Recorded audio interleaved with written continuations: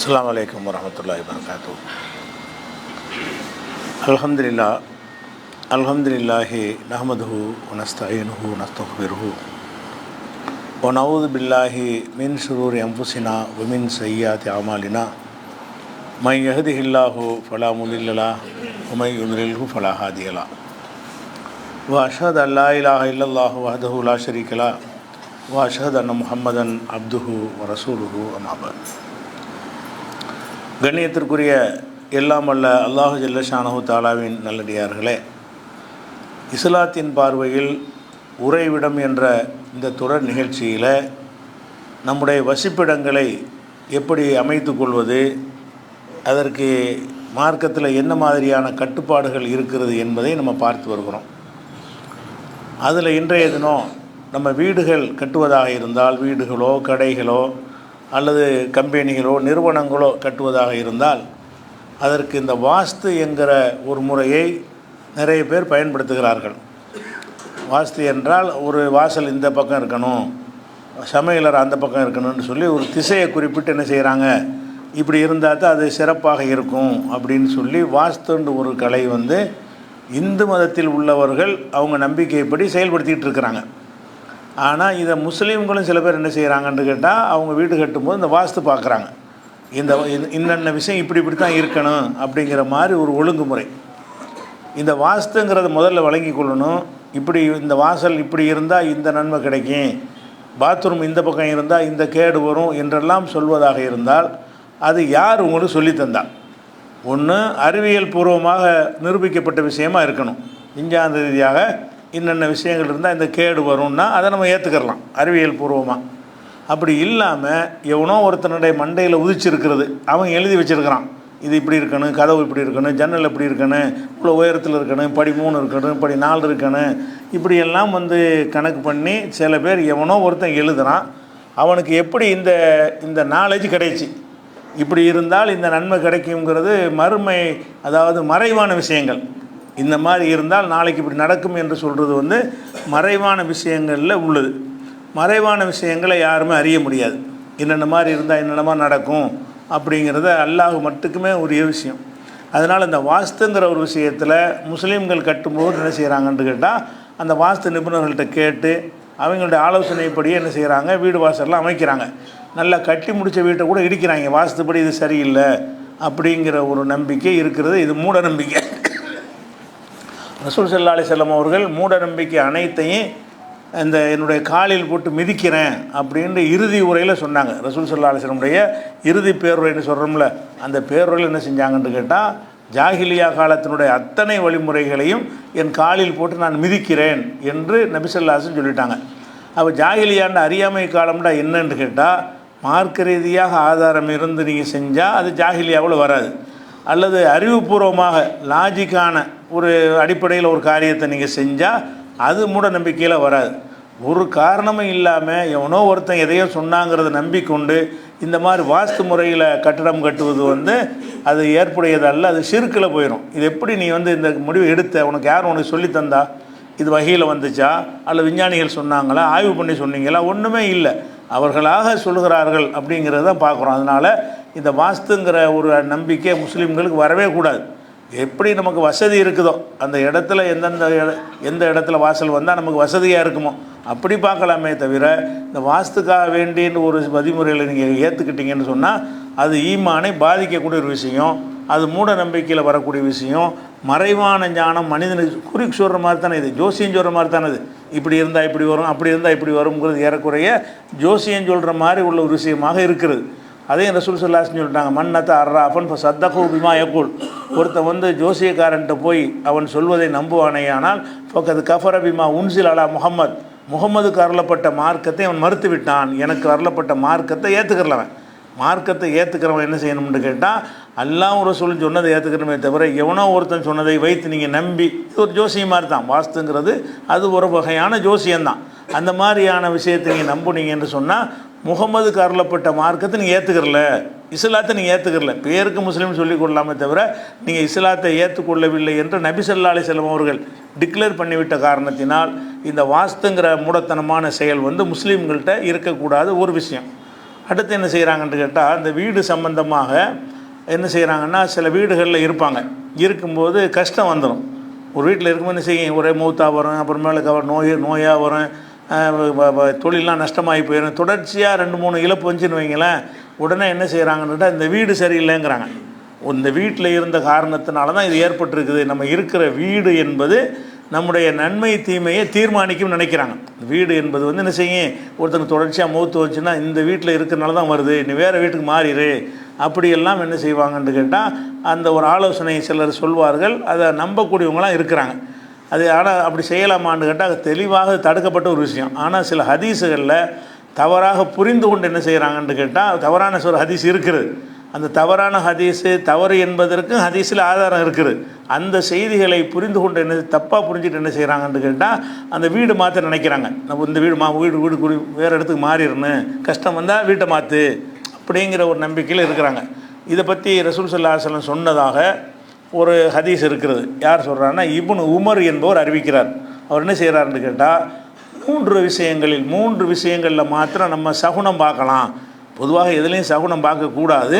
3 விஷயத்தில் நம்ம சகுனம் பார்க்கலாம் என்று நபி சொன்னார்கள் என்று இப்னு உமர் அறிவிக்கிறார்.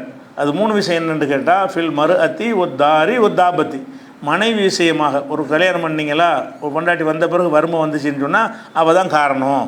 இந்த பெண்ணுனால தான் அப்படி உலகத்தில் வழக்கம் இருக்குல்ல. இப்போ என்றைக்கு கால் எடுத்து வச்சாலும் அன்றைக்கே தரித்திரம் முடிச்சிருச்சின்னு சொல்லுவாங்க வழக்கத்தில். ஒரு பெண் வந்து வாழ்க்கைப்பட்டு வந்தாள் என்று சொன்னால் அவளை கொண்டு கஷ்டங்களும் வரலாம், அவளை கொண்டு நல்லதும் வரலாம். பயங்கரமாக செழிப்பாயிட்டான்னா இவள் வந்த நேரம் நல்ல ஒரு மனைவி கிடைச்சிட்டா, ராசியான மனைவி அப்படின்னு சொல்லக்கூடியவங்களும் இருக்கிறாங்க. கஷ்டம் வந்துருச்சின்னு சொன்னால் அந்த கஷ்டத்துக்கு அவளே பொறுப்பாளி ஆக்குறாங்கல்ல, அந்த கருத்துப்பட இந்த ஹதீஸ் இருக்குது. எப்படி இருக்குது, 3 விஷயங்களில் சகுனம் பார்க்கலாம். சகுனம் என்றால் இதனால தான் இது நடந்துச்சு அப்படின்னு சொல்வதற்கு பேர் சகுனம். 3 விஷயம் என்னென்னு கேட்டால், ஃபில் மர்அத்தி, மனைவி விஷயமாக அப்படி நம்ம முடிவெடுக்கலாம். தாரி, வீடு சம்பந்தமாக. இந்த ஒரு வீட்டுக்கு போனதுக்கு பிறகு உங்களுக்கு சிரமங்கள் வந்துச்சுன்னு சொன்னால் அந்த வீடு தான் காரணம் அப்படின்னு சொல்லி வீட்டை மாற்றிடணுங்கிற மாதிரி உள்ள விஷயமா இருக்குது. 3வது தாபத்துனா வாகனங்கள்னால் அந்த காலத்தில் குதிரை ஓட்டம், இந்த காலத்தில் நம்ம காரு பைக் எல்லாத்தையும் எடுத்துக்கலாம். அப்போ இந்த வாகனங்கள்லேயும் வந்து என்ன இருக்குது, ஒரு சகுனம் இருக்குது. இந்த கார் வாங்கினோன்னு தரித்திரம் வந்துருச்சுன்னு சொன்னால் அந்த கார் தான் காரணம். இப்படி இந்த 3 விஷயத்தில் சகுனம் இருக்கிறது என்று நபி சொன்னதாக இப்னு உமர் அறிவிக்கிறார். இது புகாரியில் 5753வது ஹதீஸ்லையும் 5772வது ஹதீஸ்லையும் இருக்கிறது. அதை இதே கருத்தை வந்து அவர் சொன்னதாக 5093வது ஹதீஸ்லையும் இருக்கிறது. அப்போ இதை வச்சு என்ன செய்கிறாங்கன்னு கேட்டால், அப்போ இந்த 3 விஷயத்தில் இருக்குன்றாங்களே. பொதுவாக எதுலேயும் நம்ம சகுனம் பார்க்கக்கூடாது தான். ஆனால் வந்த மனைவி சரியில்லைங்கிற காரணத்துக்காக, வாங்கிய வீடு சரியில்லை என்ற காரணத்திற்காக, வாங்கிய வாகனம் சரியில்லை என்ற காரணத்திற்காக நமக்கு ஏதாவது ஏற்படுமானால் ஏற்படும். அப்படி ஒன்று இருக்கத்தான் செய்கிறது என்று நபி சொன்னார்கள் என்று இப்னு உமர் நபியின் பெயரில் அறிவிக்கிறார். அறிவித்தாலும் இதே இப்னு உமர் வந்து வேறு ஒரு சந்தர்ப்பத்தில் இது அறிவிக்கும் பொழுது அந்த வாசகத்தை மாற்றி அறிவிக்கிறார். அவர் சொன்னது அவரே மறுக்கிற மாதிரி அவர் தான் அறிவிக்கிறார் இப்னு உமர். அதுவும் புகாரில் தான் இருக்கிறது. அவர் மாற்றி பேசின செய்தியும் புகாரில் இருக்குது. அது எப்படி இருக்குன்னு கேட்டால், இன்கான சோமஃபி ஷையின், அதாவது இந்த சகுனம் என்பது எதிலாவது இருக்கும் என்று சொன்னால், பஃபித்தாரி ஒல் மர்அத்தி ஒல் ஃபரசி, அது வீடு, மனைவி, குதிரை இதில் தான் இருக்கிறது. வாகனம்னு அங்கே வருது, இதில் குதிரைன்னு வருது அப்படின்னு சொல்லும். என்ன செய்கிறாருன்னு கேட்டால், சகுனம் ஒன்று இருக்குமையானால்ன்ற சொன்னாங்கிறார். சகுனம் இருக்குதுன்றார் முதல்ல 3 விஷயத்தில். இப்போ இந்த அதிசயில் எப்படி வருதுன்னு கேட்டால், சகுனம்னு ஒன்று இருப்பதாக இருந்தால் இந்த 3ல் இருக்கும். இருப்பதாக இருந்தால் அப்படிங்கிற வார்த்தை எதுக்கு உள்ளதுன்னு சொன்னால் இல்லைங்கிறதுக்குரியதான். இருப்பதாக இருந்தால் என்று எங்கெல்லாம் வருகிறதோ குர்ஆன்லே ஹதீஸ்லையோ இல்லாத ஒன்றைத்தான் அந்த வாசகத்தை கொண்டு சொல்லுவாங்க. உதாரணமாக எடுத்துக்கிட்டிங்கன்னா, அல்லாவே குர்ஆனில் என்ன செய்வான்னு கேட்டால், அல்லாவுக்கு புள்ள இருக்குன்னு சில பேர் சொல்லிகிட்டு இருக்கிறாங்கல்ல. பிற மதத்துக்காரங்க சொல்கிறாங்க, இறைவனுக்கு ஈசா நபி இயேசுநாதர் பிள்ளை மகன் அப்படி சொல்கிறாங்க. அதை பற்றி அல்லாஹ் சொல்லும்போது என்ன சொல்கிறான்னு கேட்டால், நபியை நீங்கள் சொல்லிவிடுங்கள், இன்கானல் ரஹ்மானி வலதுன், ரஹ்மானுக்கு அல்லாவுக்கு குழந்தை இருக்குமானால்ங்கிறான். இருக்குமானால் அன அவ்வளுல் ஆபிதீன், அதை முதல்ல வணங்குற நானாக இருப்பேன் என்று நபியை நீங்கள் சொல்லிடுங்க. அல்லாவுக்கு புள்ள கிடையாது, இருந்தால் நான் வணங்குவேன், முதல்ல வணங்குவேன் அப்படின்னு நபியை நீங்கள் சொல்லிடுங்கிறான். அப்போ இந்த இடத்துல ரஹ்மானுக்கு பிள்ளை இருந்தால்னா என்ன அர்த்தம்? இல்லை கிடையாது, பேச்சுக்கு இருக்குமானால்னு அர்த்தம். அது இருக்குமானால்ங்கிற வார்த்தைக்கு என்ன அர்த்தம்னு கேட்டால், இல்லாத விஷயத்துக்கு தான் அதை சொல்லுவாங்க. இன்கானல் அதே வாசகம் தான் வருது, இன்கானன்னு தான் வருது. இன்கான ரஹ்மானி வலதுன், ரஹ்மானுக்கு ஒரு பிள்ளை இருப்பதாக இருந்தால் அதை நான் வணங்குவேன். 43வது அத்தியாயத்தில் 81வது வசனத்தில் இருக்கிறது. அப்போ இந்த வாசகத்துடைய அர்த்தம் என்னென்னு விளங்குது? ரஹ்மான் அல்லாஹ்வுக்கு பிள்ளை கிடையாது. ஒரு பேச்சுக்கு இருக்குதுன்னு வைத்து கொண்டால் நான் வணங்க தயார். அல்லாஹ்வுக்கு பிள்ளை இருந்தால் வணங்குற என்ன இருக்குது? அல்லாஹ்வுக்கு பிள்ளை இருந்துச்சுன்னு வைங்க, அப்போ அல்லாஹ்வுடைய மகன் அல்லாஹ் தானே இருப்பார், அப்போ வணங்கலாம் தானே. இருந்தால் வணங்கலாம்னா இல்லைடான்னு சொல்கிறான் அல்லாஹ். அப்போ இந்த இல்லை என்பதற்கு உள்ள வார்த்தையாக இந்த இன்கான இப்படி இருக்குமையானால் என்ற வார்த்தையை பயன்படுத்துவது ஹதீஸுகளில் குர்ஆனில் இருக்கிறது.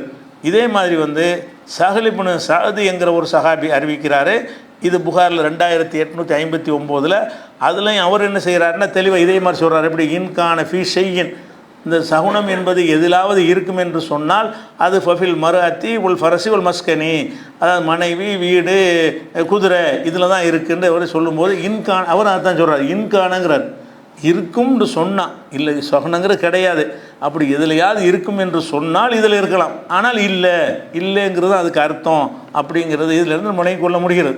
அதுபோக இதை இன்னும் விளங்கிறதுக்காக சொல்வதாக இருந்தால், நபிகள் நாயகம் ஸல்லல்லாஹு அலைஹி வஸல்லம் காலத்துக்கு முந்தின மக்களுக்கெல்லாம் நபி இல்லாதவங்களுக்கு கூட என்ன செய்யும்னு கேட்டால் இல்ஹாம்ங்கிற ஒரு விதமான இறை செய்தி கிடைக்கும். இப்போ நபிக்கு மட்டும்தானே வஹி வரும். நம்ம காலத்தில் நபிக்கு மட்டும்தான் வஹி வரும். முந்தைய சமுதாயத்தில் நபிமார்களுக்கு வஹி வர்ற மாதிரி நபிமார்கள் அல்லாத நல்லவங்களுக்கும் சில செய்திகளை அல்லாஹ் என்ன செய்வான், உள்ளத்தில் போடுவான்.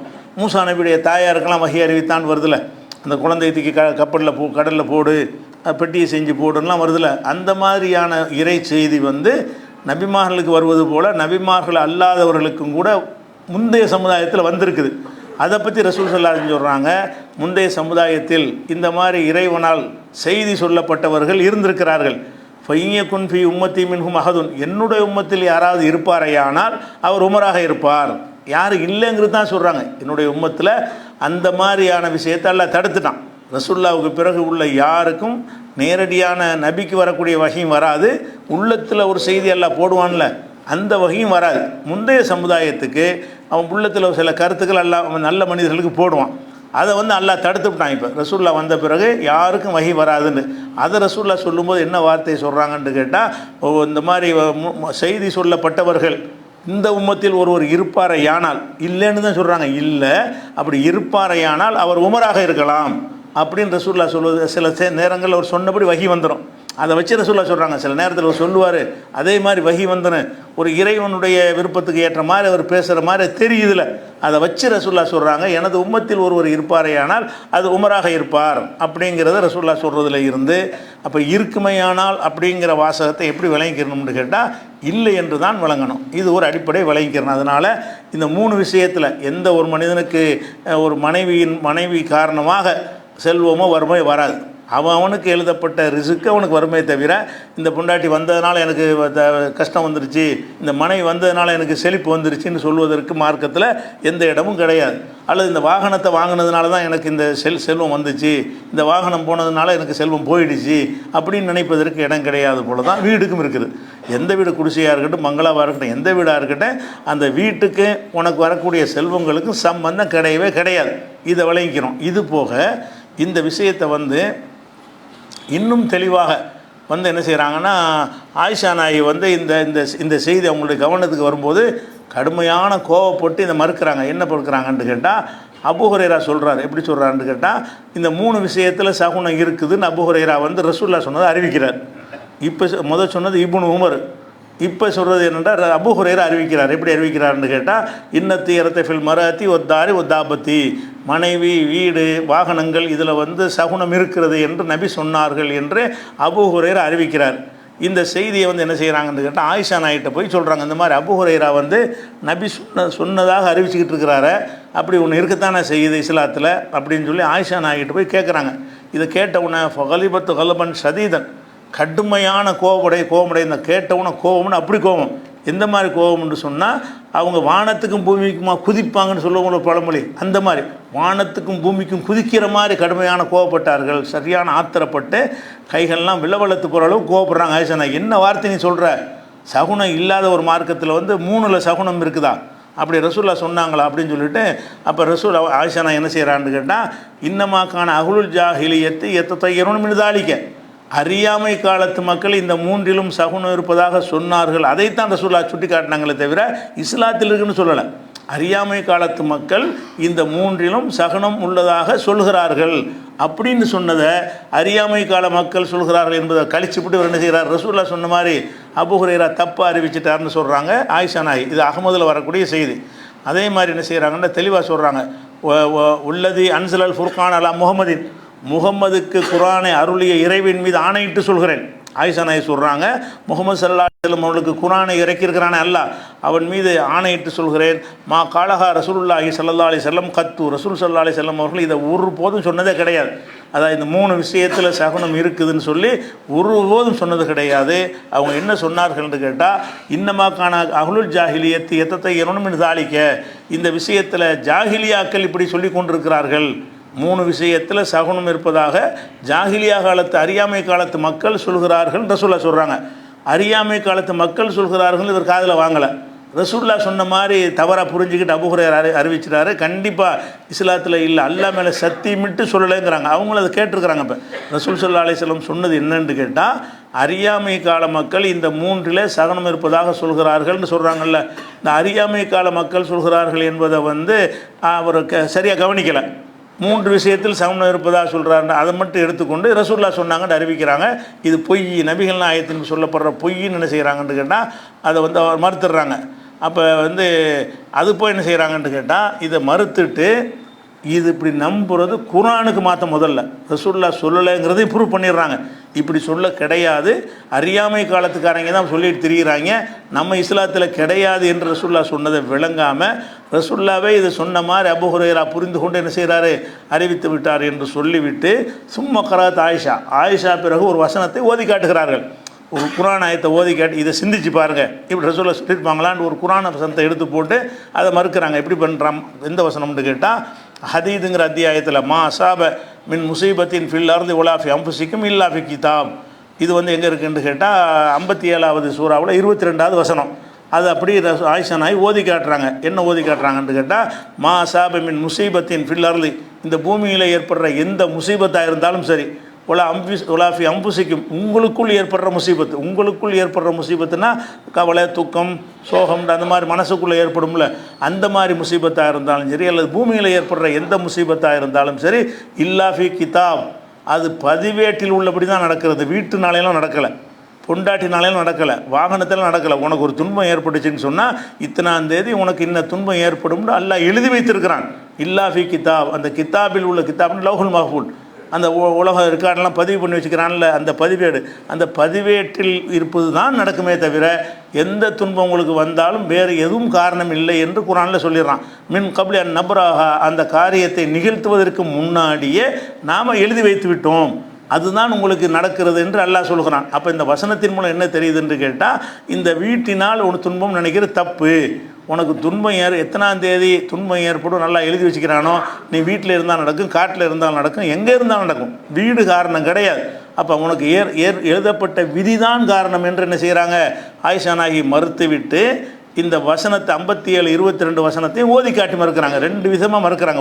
ஒன்று அது பாதி செய்தி அவர் சொல்கிறார், ரசூலுல்லாஹ் சொல்லவே கிடையாதுங்கிறதுக்கு பாதியை மறைச்சிட்டு பாதியை சொல்கிறார் அபூ ஹுரைரா அப்படின்னு சொல்லி ஒரு மறுப்பு சொல்லிடுறாங்க. அது சும்மா மறுக்கலை, இது எவ்வளோ பெரிய ஈமானம் பாதிக்கிற விஷயமா இருந்தால் அவளை கொந்தளிச்சு போயிருப்பாங்க. கட்டுமையான கோபத்தில் வானத்துக்கும் பூமிக்கும் குதிக்கிற மாதிரி கோபப்பட்டார்கள் வருது. அந்த கோபத்தின் மூலமாக என்ன செய்கிற கடுமையான கோபம் வந்தால் கை கால் வழங்காமல் அதை துடிப்போம்ல, அப்படி ஒரு கோவப்பட்டு என்ன செய்கிறாங்க ஆயிஷா நாயகி. எப்படி இதை சொல்கிறார் அவர், அல்லாஹ் மேலே சத்தியமாக இதை நபி அவர்கள் சொன்னதே கிடையாதுங்கிறத வச்சு அந்த நிகழ்ச்சியை பொய், அந்த அறிவிப்பை பொய்ன்னு மறுத்துடுறாங்க. ஒன்று.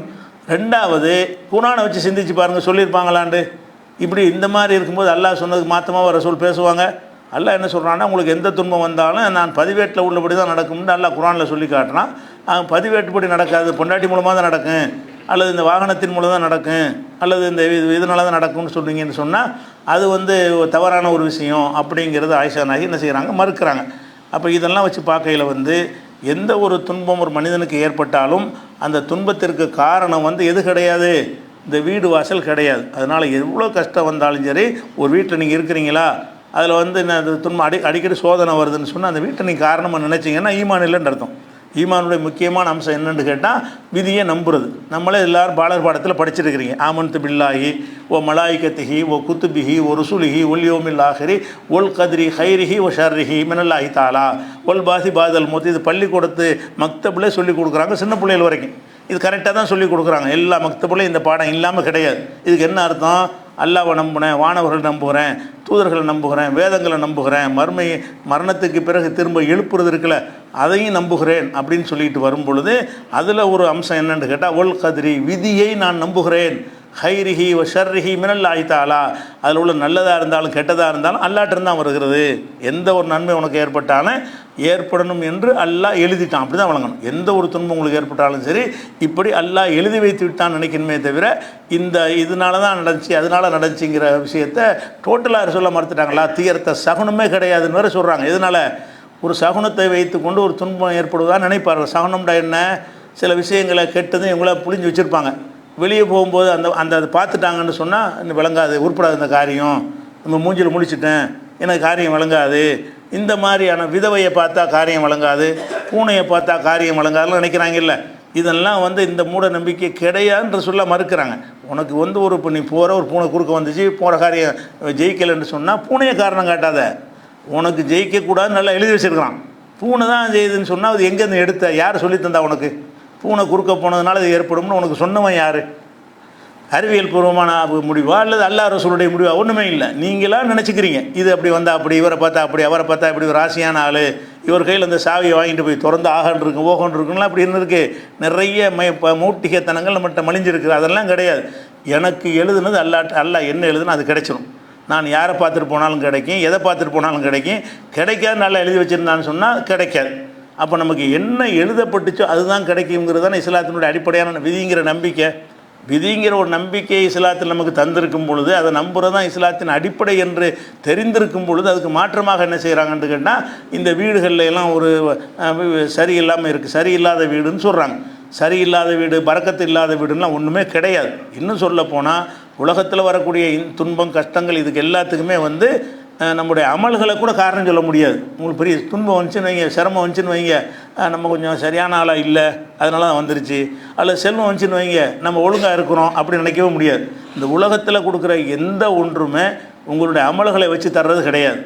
அல்லாஹ் என்ன செய்கிறான்னா ஒரு நிர்ணயிச்சிருவான். எந்த மாதிரி நிர்ணயிப்பான்னு அவனுடைய தனிப்பட்ட ஒரு அதிகாரம் அது. இவருக்கு கூட கொடுப்பான், அவருக்கு குறைய கொடுப்பான், ஏன்லாம் கேட்க முடியாது.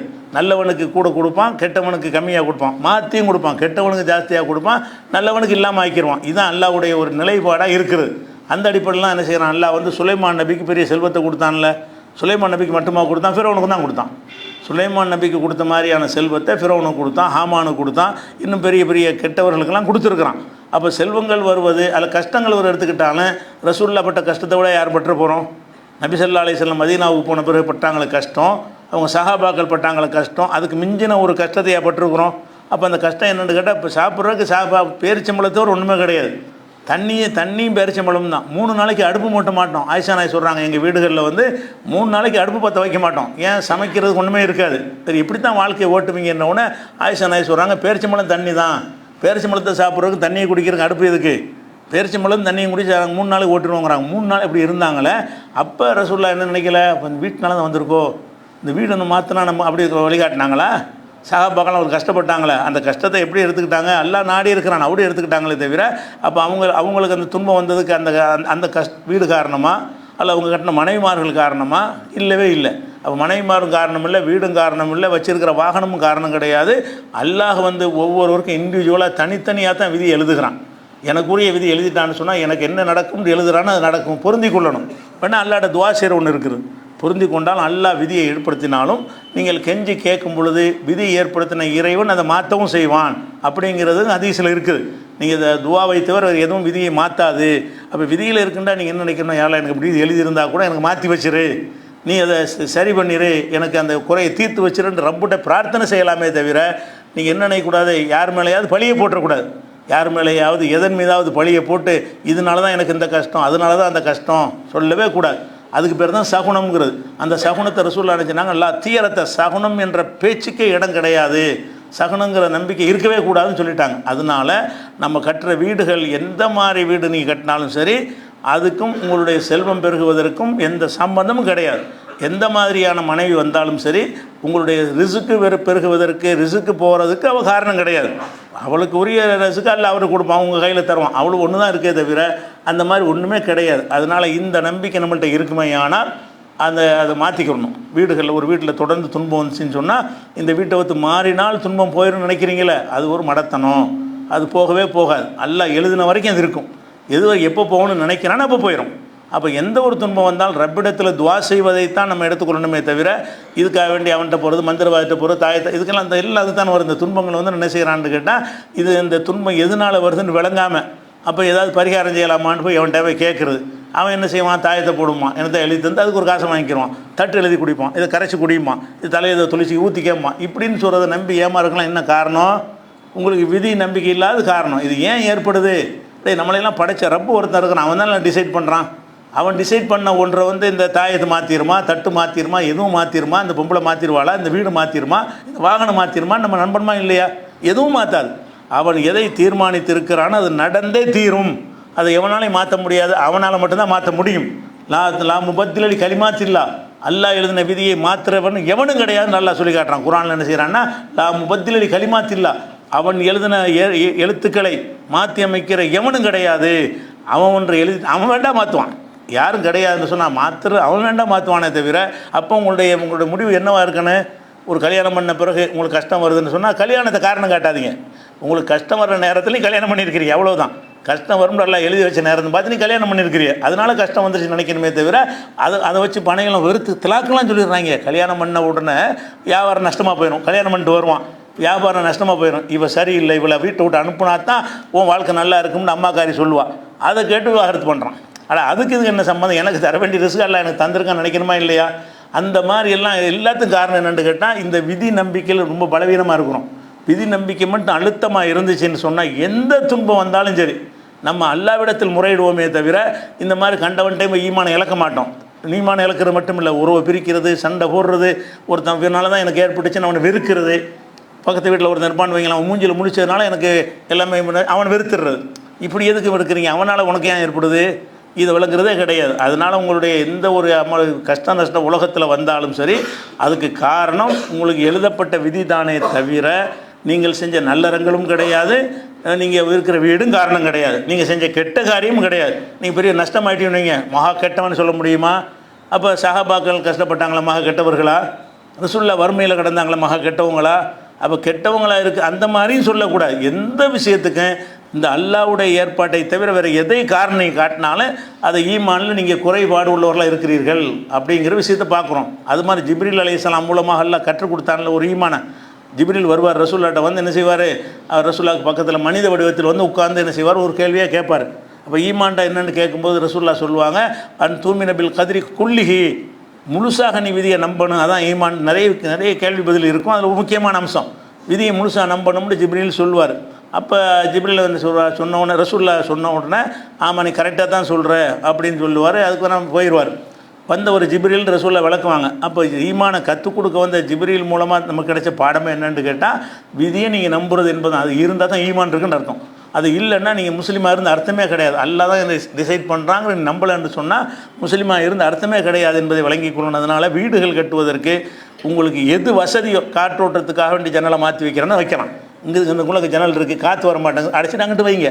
அது என்ன காரணமாக இருக்குன்னு, காற்று வரலைங்கிறதுக்காக வேண்டி இருக்கலாம், அல்லது உயரம் ஹைட்டாக இருந்தால் மண்டையில் இடிக்குதுங்கிறதுக்கான வசதி கட்டுங்க. இதெல்லாம் வசதியை பொறுத்து செய்கிறது. வீடுகள் எந்த மாற்றம் வேணாலும் செய்யலாம். படி ரொம்ப பெருசாக இருக்குது, ஏற முடியலைன்னா சின்னதாக்கி ஒரு 4 படி 6 படி ஆக்குங்க. இதெல்லாம் வசதிக்கு செய்கிறது. நீங்கள் என்ன செய்யக்கூடாது, வசதிக்கு காரணம் காட்டாமல் நீங்களாக ஒரு காரணத்தை வச்சுக்கிட்டு இது இந்த பில்டிங்க்கு 4 படி தான் இருக்கணும், இந்த பில்டிங்க்கு 3 படி தான் இருக்கணும், 3 படி இருக்கிற இடிச்சு விட்டு 4 படி ஆக்குவாங்க, அல்லது 2 படி அப்படி ஆக்குவாங்க. இருக்கிற இடிச்சு விட்டு பாத்ரூம் இடிச்சு விட்டு என்ன செய்வான், அங்கே போய் சமையல் கூட்டத்தை பார்ப்பான். சமையல் கூட இந்த மூலையில் இருக்கணும், சனி மூலையில் இருக்கணும், இந்த மூலையில் அது இருக்கணும்னு சொல்லி இவங்கெல்லாம் என்னத்தை எழுதி வச்சதெல்லாம் செய்கிறாங்க. இந்த மாதிரியான மௌட்டியத்தில் விடுபடணும். வீடு சம்பந்தமாக இன்னும் பல செய்திகள் இருக்கிறதுனால நம்ம அடுத்தடுத்து பரம்பாக்கலாம்.